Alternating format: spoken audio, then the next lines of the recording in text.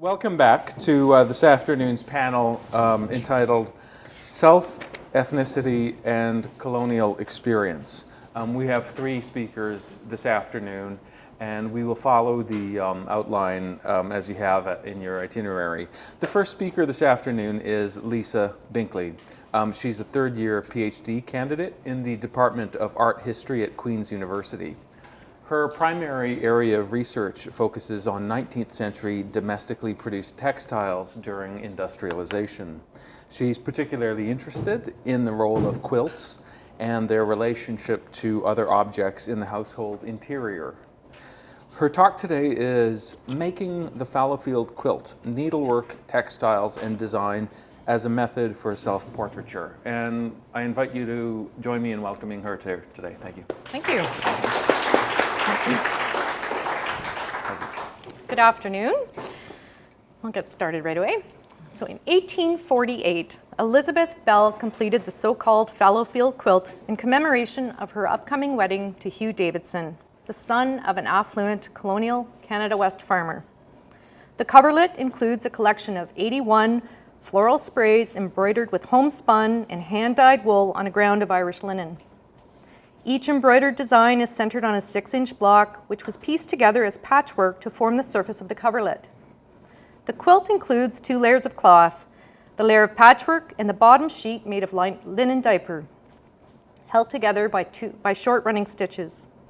Quilts often include a layer of batting between the 2 layers of cloth for added warmth. However, this is not the case with the Fallowfield quilt, as it is absent of any batting, suggesting that it was intended for either summer use or solely for decoration. Its existence 2 centuries after it was made supports the notion that it was for decorative purposes and made in commemoration of a special occasion. The coverlet, which measures 66 inches by 78 inches, is equivalent to the size of today's double bed cover and was likely made to embellish Elizabeth's matrimonial bed as a symbol of her readiness for marriage and her ability to manage her domestic interior. Like a self-portrait, a study of the Fallowfield quilt provides insight into the coverlet as a vehicle for the maker's self-representation. Quilt making, and more broadly needlework, were considered integral to the settler home, whether providing emotional or physical warmth, but also to serve as representation and portrayal of a woman's identity and her aspirations.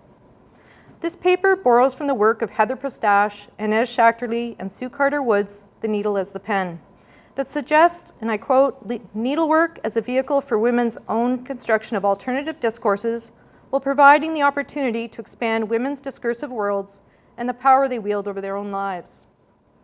While most 19th century colonial decorative quilts are credited to affluent immigrants who settled in urban centers, a study of the Fallowfield quilt complicates our understanding of intricate quilts made in rural areas.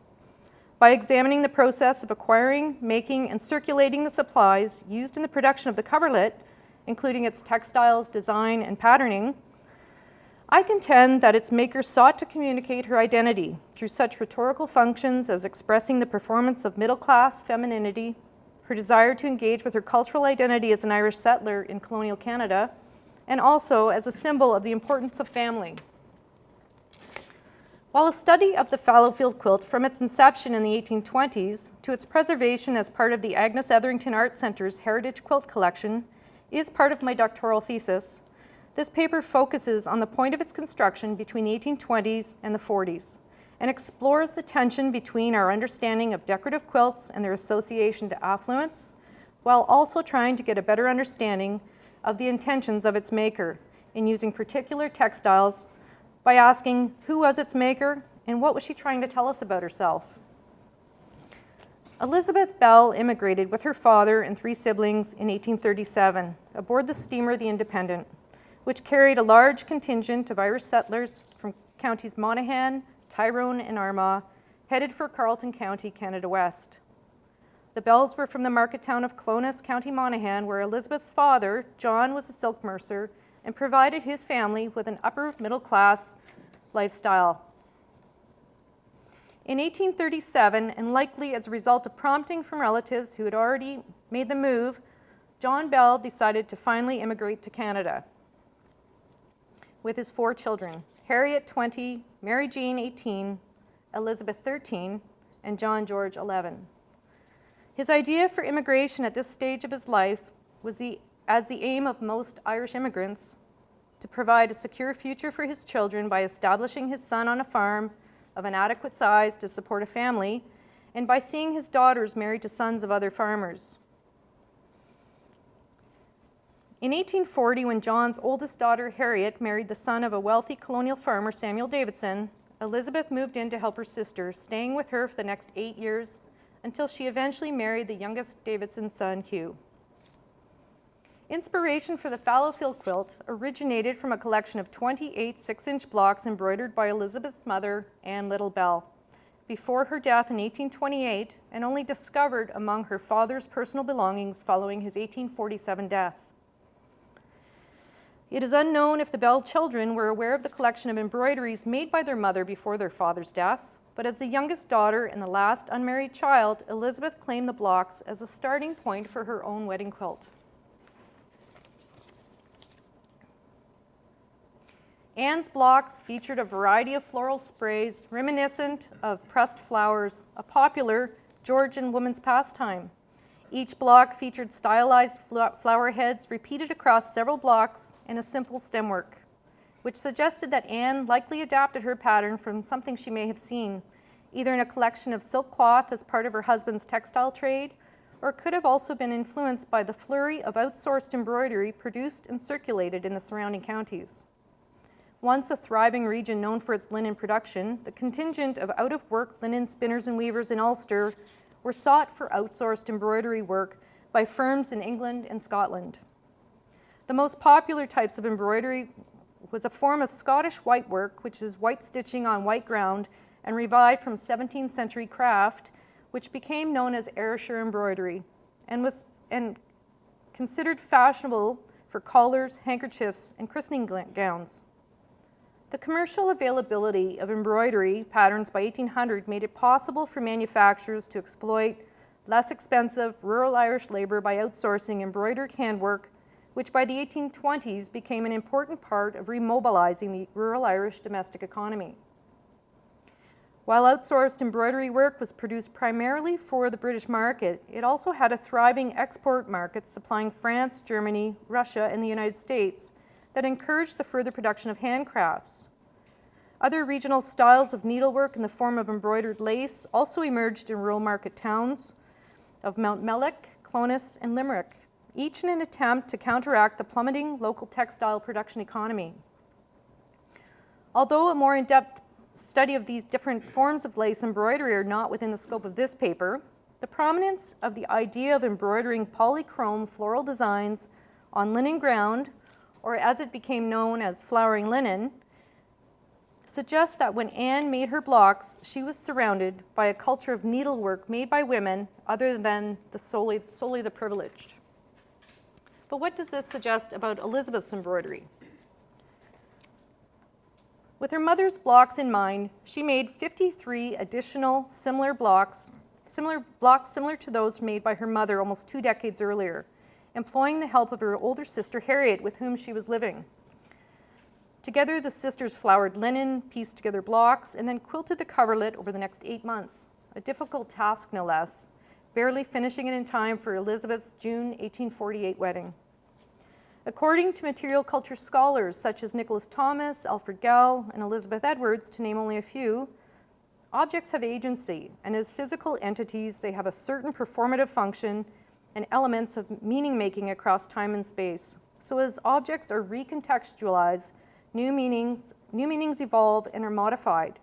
In other words, objects have socialized, and as objects travel, they take on new meanings, but also carry with it meanings previously ascribed.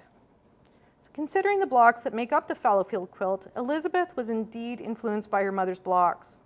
Her approach to the design through floral bouquets, the polychrome homespun wool for the embroidery, and the linen ground. However, Elizabeth's floral blocks appear more sophisticated in their design, closely resembling scientific botanical drawings and needlework patterns circulating in contemporary books and women's periodicals such as Godey's Ladies Book and Peterson's Ladies Magazine, which were available from local merchants. Patterns available as patterns available in these magazines made it possible for rural women to have access to popular patterns each month. And although Elizabeth may have had access to the latest patterns and supplies, I believe she made her own patterns from botanical drawings and then hand-carded, hand-spun, and hand-dyed her own wool, relying on natural dyes from local plants such as madder, butternut, and sumac. The variety of richly colored yarns suggests that Elizabeth was experienced at dyeing textiles, a process that is labor-intensive and technologically complex. Since synthetic dyes were not invented until 1856, the dyer had to have an understanding of where color came from and how it worked in combination with various fibers. While making dyes from plants, minerals, and animals seems like a simple task and accomplished by boiling parts of natural objects in vats of water, making color-rich textiles also required knowledge of the different species of plants, the different types of materials being dyed, and the different types of modifiers used to set the dye. While Elizabeth demonstrated her knowledge of her surrounding environment, she was defining a new form of femininity through her craft making on the colonial Canadian frontier. So when viewing the completed quilt, there is an overall cohesive design, revealing that Elizabeth intentionally made blocks that resembled those of her mother's, while also incorporating her own designs. However, as Arjun Appadurai points out, meanings are ascribed in their forms, their uses, their trajectories. It is only through analysis of these trajectories that we can interpret the human transactions and the calculations that enliven things. So for Elizabeth, continuing to make her wedding quilt in linen was indeed intentional. Cotton was a cloth of choice for quilt making in the UK and across North America at the time. With the development of roller printing and advancements in industrial machinery, there was a wide variety of vibrant colors and beautiful prints ideal for quilt making. For some, the acquisition of manufactured cloth was considered conspicuous consumption, but also a sign of their ability to spend money on something other than necessity. 19th century samples of cotton textiles held at the Victorian Albert, Winter Tour, and the Smithsonian Museums demonstrate the wide variety of cloth available for quilt makers. Although Canada had not yet entered the cotton manufacturing market, merchants were importing from both Britain and the United States, continually broadening the availability of textiles for consumers. By the 1840s, the Bytown Gazette featured advertisements for such textiles as white and black crepe, German velvet ribbon, white and colored blonde, green bias, ticking, poplin, cotton, and Irish linen. Domestically produced cloth was also available. As an early colonial settler, Elizabeth made her own cloth. Domestic textile production was necessary and, in fact, encouraged. In 1832, the Bathurst District Association of Lanark County offered prizes for the best 20 yards of linen, the best 20 yards of flannel, and other domestically produced goods. According to the agricultural census, the domestic cloth industry was flourishing. Many producers were making enough cloth to support their household needs, as well as selling any surplus to local stores. Even authors and settler sisters Susanna Moody and Catherine Parr Traill remarked in their tales of life in the colony that spinning and weaving was a common part of settler life, and that over the course of 20 years, from the 30s to the 50s, there was a noticeable improvement in the quality of cloth being produced. Elizabeth could have even supplied her own woolen cloth for her quilt, since along with her sister Harriet and her mother-in-law Elizabeth Sproul Davidson, weaving was part of the responsibilities on the farm. Oops. However, Elizabeth committed to making her quilt, continuing in what her mother started. She purchased 2 yards of Irish linen from a local merchant that I suggest was a way for her to express her Irish identity. Carleton County had become a diverse settlement area with German, French, Scottish, British Loyalist, and Irish settlers. By the fall of 1847, Elizabeth was aware that Ireland was in the midst of a famine crisis, with over 400,000 people dead from starvation. While potato crops failed due to disease, other sources of food such as grain, vegetables, livestock, and seafood increased during the famine, but were reserved for exportation and too expensive for the Irish poor. Queen Victoria paid little attention to the plight of the Irish, providing most modest financial contributions for relief and expressing little interest. And although Elizabeth likely chose to work with her mother's blocks as a way of making her wedding quilt with her mother while she prepared for her marriage, her decision to continue to work in linen may have been in response to her father's influence in her life and the stories he likely shared with her about the challenges posed by working in the domestic textile industry during industrialization and the difficulties imposed on Irish workers. For Elizabeth, the blocks served as a symbol of her father's commitment to her mother in life and in death. As mentioned above, the blocks were discovered only following John's death among his personal belongings, as though the blocks marked a particular point in time when his wife was alive. Even after Anne's death, John never remarried, and perhaps, for him, his commitment to Anne was intended to prove his devotion to her. For in 1814, her family disowned her for marrying him. He was a man without property. By the second decade of the 19th century, the Irish textile industry had already entered a period of decline, and it was likely that Anne's father was aware of the financial struggles that faced his daughter by marrying a mercer without his own home.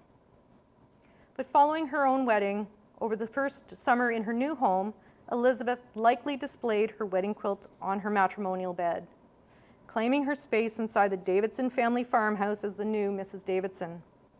With her quilt displayed on her bed during the day, Elizabeth claimed her personal space in her new bedroom and in her new home. For Elizabeth, the display of her quilt on her matrimonial bed served as a coded symbol of her transitioning role from young woman to wife, but also as an expression of her presence in Hugh's bedroom, in his family home, a bedroom he had occupied his entire life. As a materialized object, the quilt continued to be passed on through several generations of the Davidson family. The quilt was given to Elizabeth and Hugh's son, Hugh Jr., and Mary Ann Gamble following their 1888 wedding and in celebration of their new home. Hugh was the first of the Davidson children to move away from the family farm, determined to make it on his own. And following Mary Ann's death in 1949, the farmhouse and the quilt were left to their two daughters, Tina and Ida, who remained on the farm until it was expropriated in 1957 by the city of Nepean to make way for the Pinecrest Cemetery. The sisters, who had only ever known the farmhouse as their home, relocated to a small house in a new subdivision around the corner before moving one final time to Pinecrest Nursing Home. The quilt accompanied them during each move, carefully stored among their personal belongings. And in 1969, the year before both sisters passed, within months of each other, the sisters, concerned for the legacy of the quilt, sought out an early Canadiana collector of early Canadiana household objects, Ruth McKendry, who in her 1979 book noted her concerns for the loss of any object's provenance. In conclusion, through an analysis of the Fallowfield quilt as material culture, I have demonstrated how Elizabeth Bell Davidson, an Irish settler, used needlework and textiles to claim her space on the colonial frontier. While decorative needlecraft has often been viewed as only the work of affluent women who settled in urban areas, this paper has revealed that rural women were also skilled needle artists, who used craft as an expression of their identity and their aspirations. They did not always just make objects with what supplies were available, but sought out particular notions to achieve a particular end.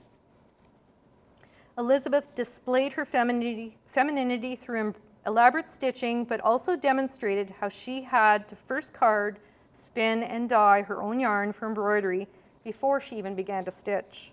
Her deliberate choice to work in linen was a statement of her connection to her Irish roots in rural Canada West, differentiating herself from the diverse population of German, Scottish, French, and British loyalists that resided in the surrounding community.